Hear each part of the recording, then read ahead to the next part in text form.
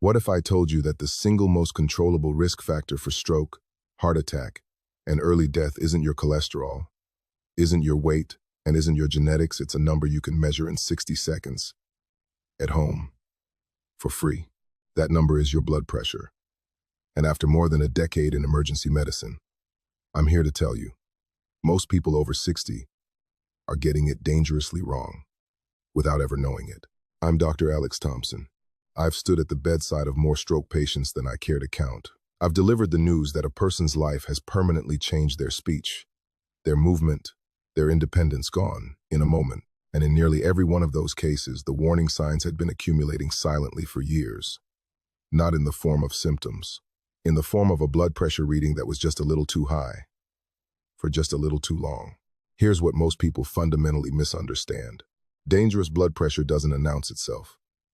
You don't need readings in the 180s or 200s to be sustaining real, irreversible damage. Even a modest, persistent elevation just 10 or 15 points above where you should be quietly erodes your arterial walls, strains your heart, accelerates the aging of your kidneys and your brain. Think of it like interest on a debt you didn't know you owed. Year after year, compounding silently, until one day the bill arrives, and it arrives in the emergency department. The research is unambiguous on this. Lowering your blood pressure by even 5 to 10 points reduces your risk of stroke and heart attack meaningfully. Not marginally, meaningfully. That is the difference, for many people, between living independently at 85 and losing that independence at 65. Here's what I want you to understand about everything I share in this video. Small, consistent changes, sustained over years, create biological outcomes that no single medication can fully replicate. I've watched patients transform their cardiovascular trajectory not through prescriptions but through understanding. Today, I'm going to walk you through 7 hidden factors that are quietly driving your blood pressure in the wrong direction, most of which your doctor has likely never mentioned in the same conversation. If this reaches even one person before their next stroke, it was worth making. Let's begin. Factor Hasson. The potassium deficit nobody is talking about. Every conversation about blood pressure eventually circles back to the same advice. Cut your salt. Reduce your sodium. Put down the shaker. And yes, sodium matters. I'm not going to stand here and tell you otherwise. But what the research has quietly been revealing for years is that we've been focused on only half the equation. The half that sells. The half that fits on a food label warning. The half most people never hear about is potassium. Here's the biology, stated plainly. Potassium and sodium operate in your body like two sides of a pressure valve. Potassium signals your kidneys to excrete sodium through your urine. It relaxes the muscular walls of your arteries, allowing them to expand rather than constrict.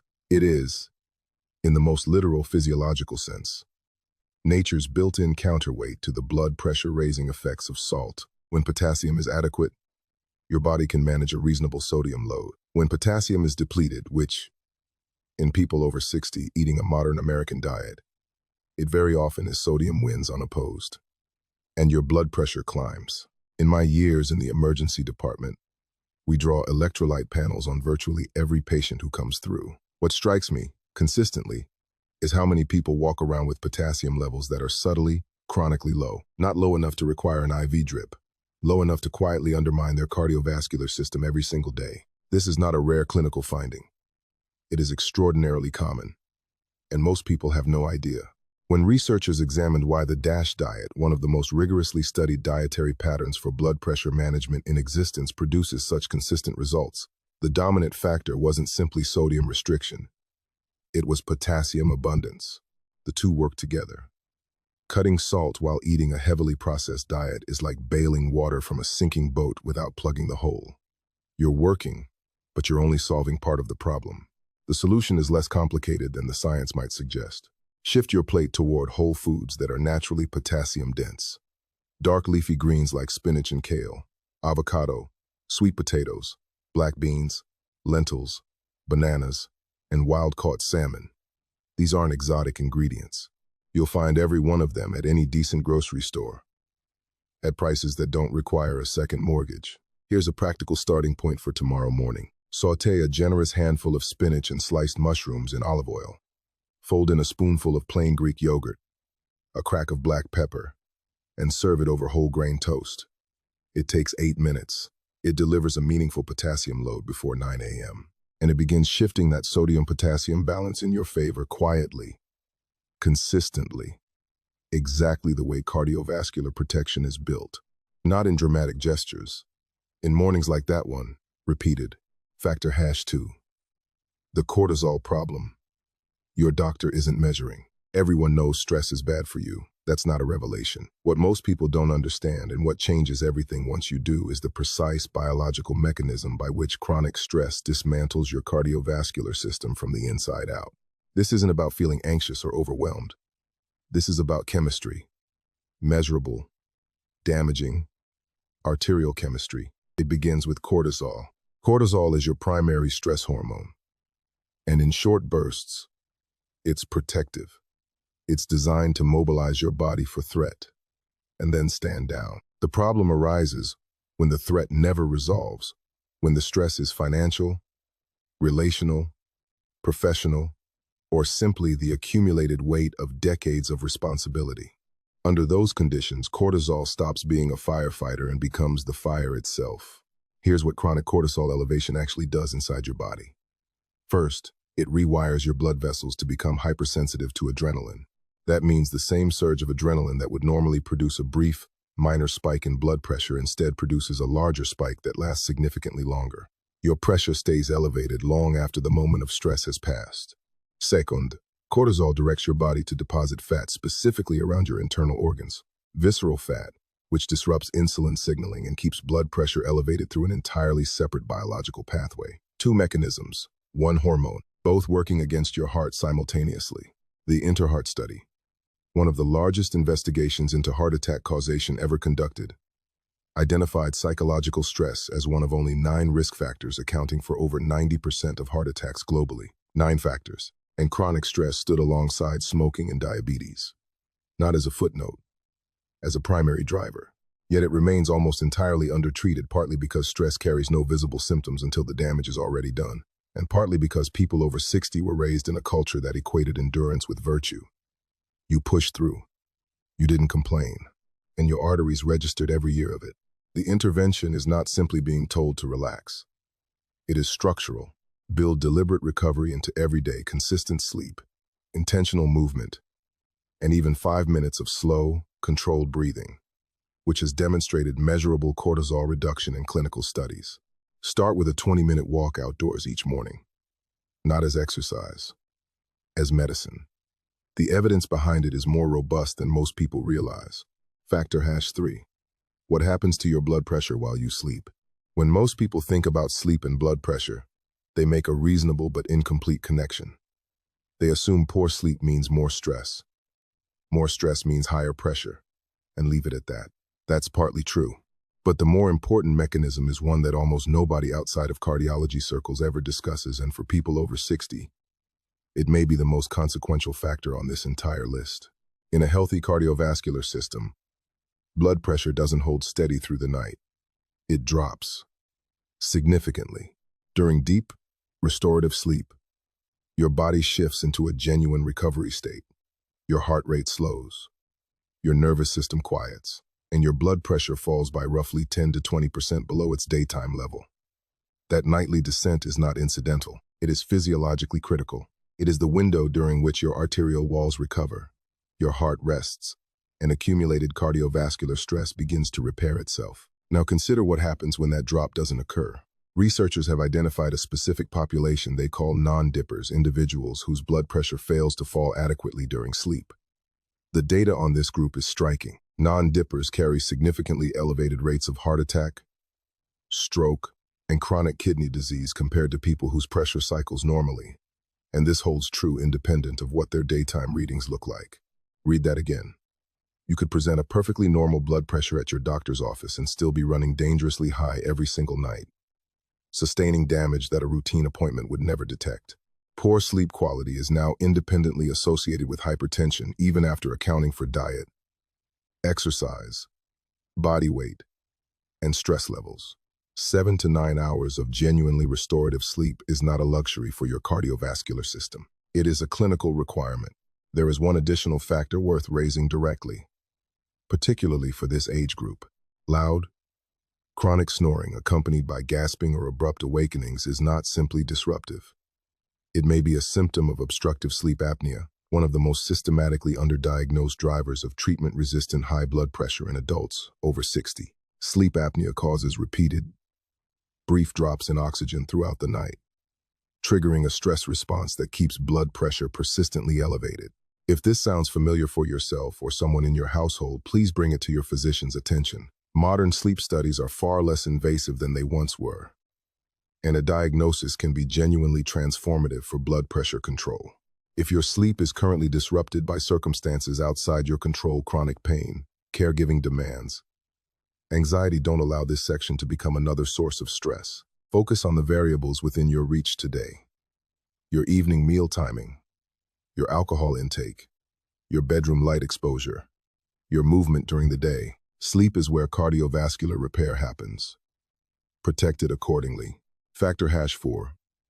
The silent damage of sitting still. Here is something that will challenge a belief most active people hold with considerable confidence. If you walk 30 minutes each morning, if you swim a few days a week, if you move intentionally and feel good about it, you may still be causing measurable cardiovascular harm during the hours in between.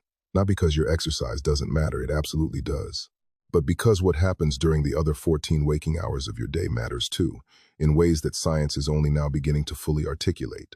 The research on prolonged, unbroken sitting has produced findings that the medical community is still absorbing. Extended sedentary periods, reading, watching television, working at a desk, riding in a car trigger vascular changes that occur largely independently of your overall fitness level. A dedicated exerciser who sits for 6 uninterrupted hours is not protected from these effects simply by virtue of their morning workout.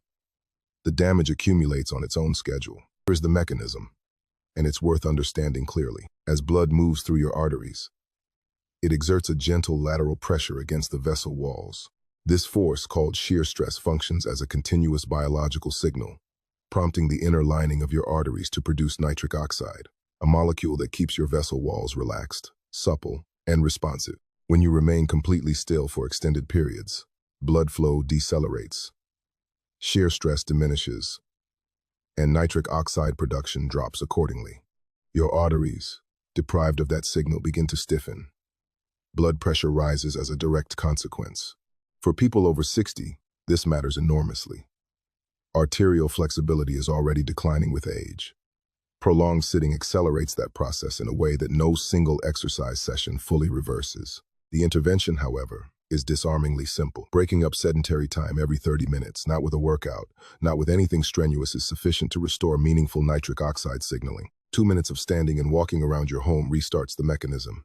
A slow walk to retrieve a glass of water. A brief circuit around the living room. Pausing to stand during a television commercial break. These micro movements, distributed consistently throughout the day, produce measurable improvements in arterial function that extended exercise alone cannot replicate. Set a timer on your phone. Every 30 minutes, stand up and move for 2 minutes. That is the entire protocol. It requires no equipment, no fitness level, no gym membership, and no physical capacity beyond the ability to stand from a chair. For anyone over 60 whose days involve significant amounts of reading, television, or seated rest, which describes most Americans in this age group, this single behavioral shift may produce blood pressure improvements that rival dietary changes in their consistency and reliability. Your arteries need movement to stay alive. Give them the signal, even in small doses, all day long. Factor #5. Your environment is reshaping your cardiovascular system. There is a category of blood pressure risk that almost never appears in a physician's consultation, never shows up on a lab panel, and never gets addressed in a prescription. Yet it operates against your arteries every single night while you sleep. It isn't what you eat. It isn't how much you move. It is the sensory environment surrounding your body during the hours when your cardiovascular system is supposed to be recovering. Let's begin with sound. Large-scale European epidemiological studies involving hundreds of thousands of participants tracked over many years have established a clear, independent link between chronic exposure to environmental noise and elevated blood pressure. Traffic noise is the most prevalent source for Americans living in or near urban areas, and the mechanism operating here extends well beyond simple sleep disruption. though that is certainly part of it. Even when you are not consciously registering the sound, even when you have lived beside a busy street long enough to believe you've adapted, your nervous system has not. It continues processing ambient noise as a low-grade background threat, triggering a subtle but persistent activation of your stress hormone response. Cortisol edges upward. Adrenaline sensitivity increases. And night after night, year after year, your baseline blood pressure is nudged incrementally higher by a force you cannot see, feel, or easily measure. Now add artificial light to that equation. The blue spectrum light emitted by televisions, phones, tablets, and even certain LED lighting suppresses melatonin, the hormone that initiates your body's transition into deep, restorative sleep. Without adequate melatonin, sleep architecture fragments. And as we established in the previous section, fragmented sleep eliminates the overnight blood pressure drop that your cardiovascular system depends on for repair and recovery.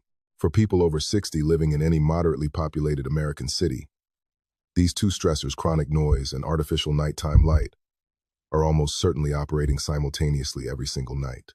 Two independent cardiovascular insults, compounding each other, in the one environment where your body should be healing. The solution does not require relocating to rural Vermont. It requires treating your bedroom as a clinical environment rather than simply a comfortable one. Heavy, light-blocking curtains serve a dual function. They attenuate both external light and a meaningful portion of ambient street noise. A white noise machine introduces neutral sound that masks disruptive spikes in environmental noise without triggering a stress response. And establishing a firm boundary around screen use in the final 60 to 90 minutes before bed allows your melatonin system to perform exactly the function it was designed to perform. Your bedroom is not merely where you sleep. For your cardiovascular system, it is where the most critical recovery of every 24-hour cycle either happens or fails to happen. Engineer it accordingly, with the same deliberateness you would apply to any other medical intervention. The investment is minimal. The biological return is significant. Factor #6. The blood pressure medicine stored in your skin. This one surprises almost everyone, including, frankly, many physicians. When we talk about sunlight and health, the conversation almost always moves immediately to two destinations: vitamin D, synthesis, and skin cancer risk. Both are legitimate topics, and I have no intention of dismissing either. But there is a third biological response to sunlight that has been almost entirely absent from public health messaging, one that is directly, measurably relevant to your blood pressure. And for people over 60, the implications are significant enough that it deserves its own dedicated discussion. Your skin is not merely a barrier between your body and the outside world. It is a metabolically active organ, and within its deeper layers, it stores substantial quantities of nitric oxide compounds, the same molecule we have discussed throughout this video as the primary chemical signal responsible for relaxing and dilating your arterial walls. That nitric oxide doesn't remain stored indefinitely, waiting passively. It requires a specific trigger to be released into your bloodstream. That trigger is ultraviolet A radiation, sunlight. When UVA rays penetrate the outer layers of your skin, they initiate a photochemical reaction that liberates stored nitric oxide directly into your circulation. Within minutes, that nitric oxide reaches your arterial walls, signals the smooth muscles surrounding your blood vessels to relax, and your blood pressure drops. Not metaphorically, measurably. In real time, researchers at the University of Edinburgh demonstrated this with elegant precision. They exposed participants to UVA light and measured the cardiovascular response. Blood pressure fell by a clinically meaningful margin, and critically, this effect occurred completely independently of vitamin D production. These are two entirely separate biological pathways, triggered by the same source. The vitamin D narrative, which has dominated sun exposure discussions for decades, has inadvertently obscured a cardiovascular benefit that operates through a wholly distinct mechanism. To translate this into practical terms, your skin is essentially a reservoir of natural blood vessel relaxant. Every day you spend predominantly indoors, which, for most Americans over 60, describes the overwhelming majority of days that reservoir remains locked. Your arteries are deprived of a signal they are biologically designed to receive regularly.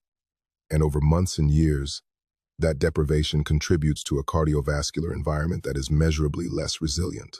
The modern American lifestyle has created a population that is, in a very real physiological sense, chronically sun-starved. We drive enclosed vehicles, work in climate-controlled buildings, spend evenings under artificial lighting, and venture outdoors briefly and incidentally rather than deliberately and consistently. For previous generations, daily outdoor exposure was structural, built into farming, labor, and patterns of life that no longer exist for most people. What replaced those patterns did not replace the biological need. Now, I want to be precise about what I am and am not recommending here, because this is an area where nuance matters. I am not suggesting you abandon sun protection. Skin cancer risk is real, particularly for fair-skinned individuals and those with a history of significant sun exposure over their lifetime. The goal is not prolonged, unprotected midday exposure during peak UV hours. That calculus involves trade-offs that depend on your individual skin type, geographic location, and personal medical history, a conversation best had with your dermatologist. What the research does support, clearly and consistently, is this: 20 to 30 minutes of outdoor exposure during morning or late afternoon hours when UVA is present, but UVB intensity is lower, provides meaningful cardiovascular benefit with substantially reduced skin cancer risk compared to midday sun. A morning walk through your neighborhood, sitting on a porch or a park bench with your first cup of coffee, tending a garden in the early hours. These are not trivial lifestyle suggestions. They are deliberate cardiovascular interventions backed by peer-reviewed research that cost nothing and carry no prescription requirement. For people over 60, who often spend significant portions of the day indoors by habit or circumstance, this represents one of the most accessible and underutilized tools for blood pressure management available. Your skin has been storing medicine for you your entire life. The prescription is simple: step outside, consistently, and let the morning light do what biology designed it to do. Factor #7. The most underestimated cardiovascular threat in your cabinet. We have arrived at the final factor on this list, and I want to be direct with you about something before we begin. This is the one that receives the least clinical attention relative to the magnitude of damage it actually inflicts. It is also the one most likely to be minimized, rationalized, or quietly skipped over both by patients and, candidly, by physicians who don't want a difficult conversation. That factor is alcohol, not heavy drinking in the dramatic, clinically obvious sense. Regular drinking, social drinking, the 2 glasses of wine with dinner that feel moderate and civilized, and entirely unremarkable in the context of American social life. The cocktail at a family gathering, the beer while watching the game, the nightcap that has become so habitual it no longer feels like a choice. Here is what the research establishes without ambiguity. Alcohol is one of the most direct, dose-dependent drivers of elevated blood pressure identified in cardiovascular medicine. Every drink raises your blood pressure acutely, not occasionally, not in susceptible individuals. Every drink, every time, in every person. The question is not whether alcohol elevates your pressure, it does, but how much cumulative damage that elevation is producing across months and years of regular consumption. The biological mechanisms are multiple, and they operate simultaneously, which is precisely what makes alcohol so cardiovascularly destructive. First, alcohol activates your sympathetic nervous system, your body's fight-or-flight architecture, elevating heart rate and constricting blood vessels within the same evening you consume it. Second, it fragments sleep architecture with particular aggression, specifically suppressing the deep, slow-wave sleep stages during which your blood pressure is designed to drop by 10 to 20% overnight. Every night you drink is a night your cardiovascular system does not fully recover. Third, alcohol elevates cortisol, compounding the arterial damage we discussed in Factor 2. And fourth, and this is the mechanism that accumulates most insidiously over decades, chronic alcohol consumption directly stiffens arterial walls through inflammatory pathways that are entirely independent of the acute effects. You are not simply raising your pressure temporarily each evening. You are structurally aging your arteries faster than time alone would accomplish. Large-scale population studies are consistent on this point. Individuals consuming more than 2 standard drinks daily carry measurably and significantly higher resting blood pressure than non-drinkers, after controlling for every other variable. For people over 60, whose arterial flexibility is already diminishing with age, this additional burden is not a minor variable. It is a compounding catastrophe playing out in slow motion. I want to speak plainly here. Because I think the cultural framing around alcohol in America has made honest conversation genuinely difficult. Somewhere over the past several generations, a substance that is pharmacologically a toxin, one that your liver must actively work to neutralize and eliminate from your body, became so thoroughly normalized that questioning it is socially awkward, even in a medical context. We built rituals around it. We attached it to relaxation, celebration, connection, and reward. And in doing so, we made it extraordinarily difficult for people to assess their own consumption with clear eyes. I am not here to make you feel judged. I am here to give you accurate information and allow you to make an informed decision with it. That decision carries real stakes. Reducing alcohol intake, not eliminating it necessarily, though that produces the greatest benefit, but meaningfully reducing it generates one of the fastest and most reliable drops in blood pressure of any lifestyle intervention we know of. Not over months, often within days to weeks of sustained reduction. Blood pressure responds in ways that are clinically measurable and genuinely significant. For people over 60 managing elevated blood pressure, this single change may accomplish more quickly, than almost anything else on this list. The clarity I am asking you to bring to this is not moral. It is physiological. Look at what alcohol is actually doing to your arteries, to your sleep, to your cortisol, to your aging cardiovascular system, and make your decision from that place of honest understanding. That clarity, once established, has a way of making the decision considerably easier.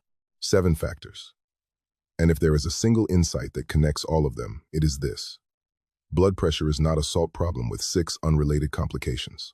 It is a whole life problem shaped by the quality of your sleep, the composition of your meals, the architecture of your daily movement, the chronic stress load your arteries have been quietly absorbing for decades, the sensory environment surrounding you each night, the sunlight you are or aren't receiving, and the alcohol your cardiovascular system has been working to metabolize since the habit began.